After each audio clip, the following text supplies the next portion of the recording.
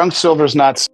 It's not. It's dimes, quarters, and half dollars minted prior to 65. But where I say it's the best value, if you can do anything at or near spot, which junk silver is, or maybe a little over, but not much, you're buying something that is the best value with no opportunity costs, with no added premium attached. And you put that in reference or measure it against where it's been in the past.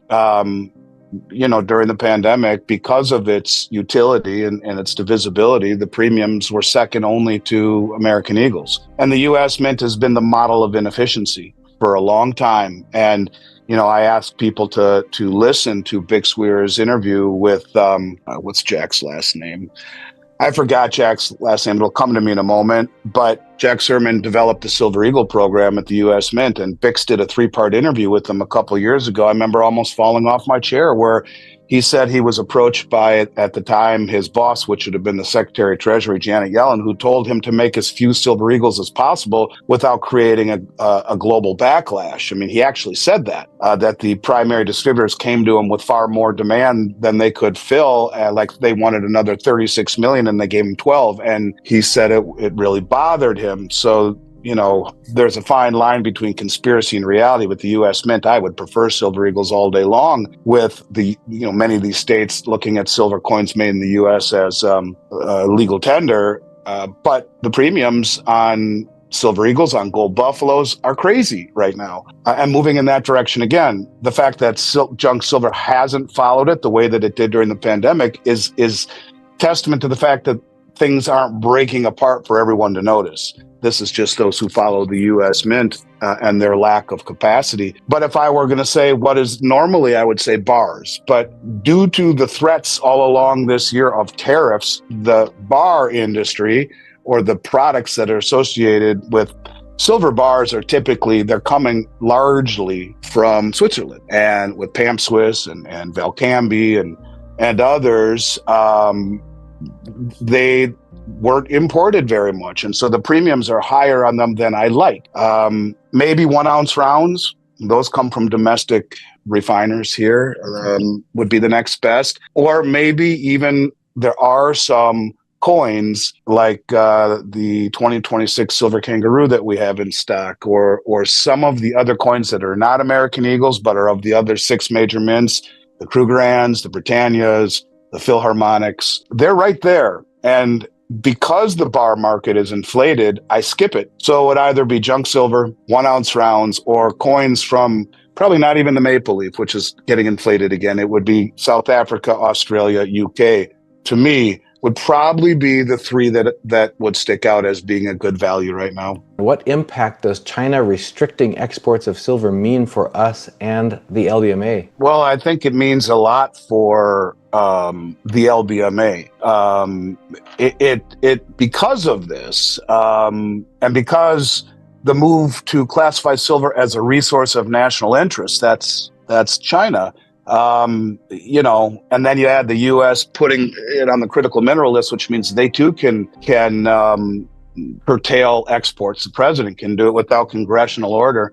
And then you look at the essential role of silver in solar panels, electric vehicles, semiconductors, defense, you name it. I think what it does is it shows that both countries are viewing silver as a strategic asset. It's not a commodity anymore. You're looking at a potential supply crisis and rising strategic value. What starts out as a trickle turns into much more than that. And, the people watching this show and listening to others in the industry who talk about this are way ahead of the curve and think, well, geez, everyone knows this. But walk outside your bubble and talk to anyone who's well-read, reading the wrong stuff, mind you, they won't have any idea about any of this. And so we're a ways away from that moment where it turns into a stampede. But it will curtail, I believe, supply. And in a market like silver that is so massively rehypothecated at the upper levels, meaning the same contract is sold over and over and over and over again, creating a real problem. Remember, the market cap of silver is the size of a pinhead, and you throw a bunch of money at it, and it doesn't just go up, it explodes higher. This is what they've been trying to hold back. And I think that the big money across the globe understands this. I think they understand that this is a rush to a quiet rush to accumulate the resources. And I think they know that that if they don't do this, they being all of the governments, and really work hard at protecting their own supply chains and their own strategic stockpiles, silver is a necessary element. It's necessary in moving energy. It's necessary in moving civilizations. As dramatic as that sounds, there is no element on the planet that conducts heat and electricity better than silver. People say copper. Copper's too slow. Copper's going up too. It's reclassified. But silver is a needed element. It is critical. And I think it will start to affect the supply chain. I think people take for granted for far too long how easy it is to get silver. I talk to people all around the world who have a next to impossible time of getting it all around the world. I get emails every day saying it's impossible to find silver, impossible to find silver. So it's been something we've taken for granted here in the U.S. I could see that rapidly changing if all of the governments start to say, hey, we better get into a protectionism type of mode and not sell this to the United States and to North America. Let's take care of our own first. And you could argue that's what the U.S. is doing right now.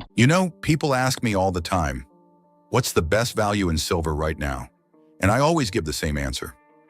Junk silver. That's the dimes, quarters, and half dollars minted prior to 1965. It's not junk in the literal sense. There's nothing junky about it. In fact, it's some of the most historically useful, versatile, and liquid silver you can buy. The reason I say it's the best value is simple.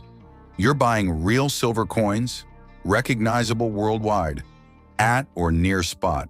There's no crazy premium, no collector fluff, no opportunity cost. You're just getting silver, pure and simple. If you think back to the pandemic, the premiums on junk silver went through the roof. Why? Because people recognized its utility and divisibility. When things get shaky, people don't necessarily want 100-ounce bars sitting in a vault.